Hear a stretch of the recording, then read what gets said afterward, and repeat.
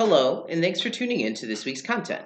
My name is Sam Lovejoy, and along with my partner and classmate Kyle Thaine, we're going to be sharing with you some of the highlights of this week's reading and teaching you a bit about the idea of teaching writing. We encourage note taking, and it's probably not a bad idea for you to pause occasionally when you need to write something down. So, with all that said, let's learn about teaching writing. Before we get too far, we wanted to first share some statistics about kids in poverty that come from this week's Appleby and Langer reading. This will hopefully help to inform your understanding of the importance of teaching writings to all students, regardless of their economic status. The first is that children under 18 represent 24% of the 36% national poverty statistic. Second, 16.4 million children, or 22% of all children, are in poverty. Third, 91% of 12th graders in low poverty schools earn high school diplomas, while only 68% of 12th graders in high poverty schools earn a high school diploma. And finally, only 78% of teachers to low income students felt that they have access to the tech that they need, as opposed to 85% of teachers in high income schools. Now, we wanted to share these to help emphasize the prevalence of poverty in our schools and to share how teachers are feeling about their students' chances of succeeding. Poverty is something that many of our students will have to deal with, and being able to reach these students effectively is part of what makes a good educator become an excellent educator. And I know that everyone in this class wants to be excellent educators. Now, I'm not going to claim that Kyle and I came up with a way to fix the poverty cycle in our country, but I can share with you what it means for us as educators and how we can help our students succeed. Truthfully, as Appleby and Langer note, we need to reconsider the cognitive demands of the curricular goal, teaching activities, and testing tasks that we devise as measures of success. This means that we have to reshape our thinking and teaching methods to help these students succeed. This is done through a greater emphasis on writing instruction, and, as noted in the Anion article, schools that have higher achieving students are those that place a greater emphasis on writing, higher level thinking, and the development of students. The Appleby and Langer text says it better than I ever could when they noted what teachers do and how they carry out instructions makes all the difference. Schools that are struggling are those that have been shown to not place as high of an emphasis on writing and have teachers who are less engaged. As you read this week, schools that have the lower test scores are schools that focus more on testing strategies like multiple choice and short answer, as opposed to writing and critical thinking skills that it helps to develop. Both the Appleby and Langer and Anion text delved into the idea of underperforming schools and high achieving schools and have looked at specific examples to help us get a better picture.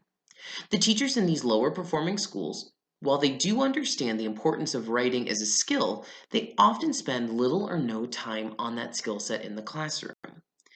As we noted in the last slide, teachers and their engagement with students can make a world of difference, but teachers in these schools do not seem to have high levels of engagement with their students, and, as was noted in the Anion study, resistance was the common theme in the school, and that meant that teachers had to spend more time trying to rein in bad behavior than focusing on actual teaching and writing instruction. So, if we know what is, or rather is not, happening in schools that are struggling, then what is happening in schools that are excelling? Well, one of the findings from the Appleby and Langer and Anion readings was that administration in these schools was supportive of and placed a greater emphasis on writing instruction across all curriculum. This meant that even gym teachers had to incorporate writing into their curriculum. Not only was writing emphasized across the school, but students in these schools were encouraged to explore new concepts and learning while being able to share their knowledge through writing. This emphasis on writing instruction has led to a significant increase in test scores as well as overall student achievement. Assignments in the school were geared towards expanding the thought processes and delving deeper into the why behind things, as opposed to simply regurgitating or repeating information that had already been shared with them. While there may be a difference sometimes in the poverty status between two schools, the truth is that the type, passion, and emphasis on writing instruction shouldn't change from school to school. More than anything, the difference between the schools and the readings that perform well and those that don't was the overall attitude within the school. As Anya noted and we referenced earlier, the prevailing theme of resistance was in the struggling schools. And this is in stark contrast to the themes of possibility and excellence that were exhibited and understood in the higher performing schools. It's this type of feeling, engagement, and emphasis on writing instruction which works that actually leads to better results for schools. So, what can we learn from all of this so far? Well, this shouldn't come as a surprise given the course that we're in and the theme of this week's content, but teaching writing is important. We can clearly see that when there is an emphasis on writing instruction throughout the school, that there are clear and tangible results for students. Part of our job as educators is to prepare our students for their next steps in life, whatever those might be. And writing instruction is a key part in that because it helps to shape their cognitive skills so they can succeed at the next level. All right, now I'm going to turn it over to Kyle. Thank you for the great start, Sam.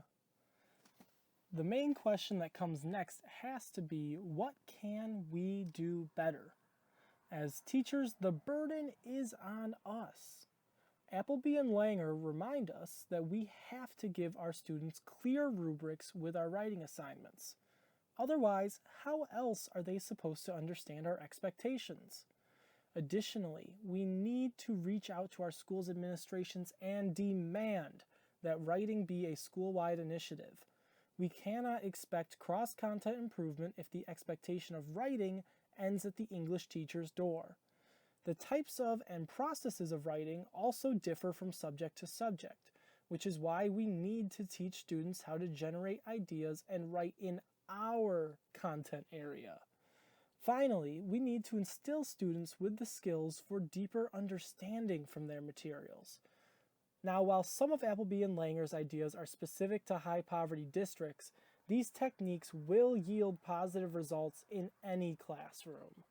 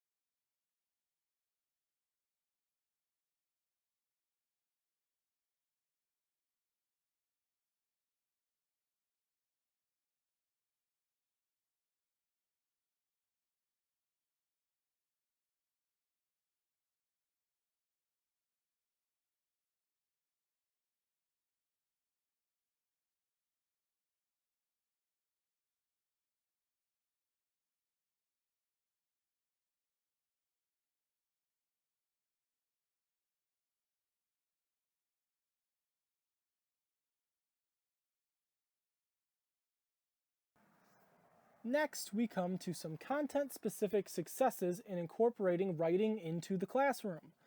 First up is social studies, where teachers at John Adams Middle School focus on 3 types of writing: historical narrative, summarization of content presented, and argument-centered analytical essays. They also stress a method called RAP, which stands for read, analyze, and predict. In math classes at John Adams, writing is used mostly to explain answers and the steps they took to get there. This open-endedness can help students with the idea that there are often multiple ways to solve a singular problem. In science, students use writing to explain their processes and analyze their results. Additionally, narrative writing and role-playing help to relate problems in the course to issues in the world that surrounds the students. Finally, we come to the subject most often associated with writing: English. These teachers have their students engage in multiple genres, including some that line up with district writing assessments, with the eventual goal of having them be able to interact with the nuance of the material, things like language and style. These authors also point out that John Adams' grouping of social studies and English under the humanities umbrella can help to integrate, quote, different writing genres and literature into the social studies classes, end quote. So, what have we learned? Well, for starters, we learned that writing is critical across every subject area. We also discovered that for the best results, the entire school or district needs to be on board with boosting writing's involvement in the classroom. Unfortunately, students in high-level poverty districts are often the most at risk and need more help.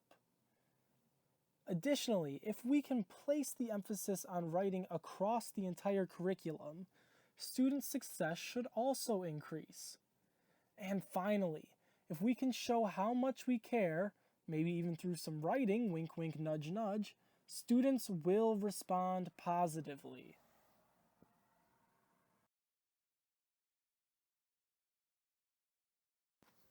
And now it's time for you guys.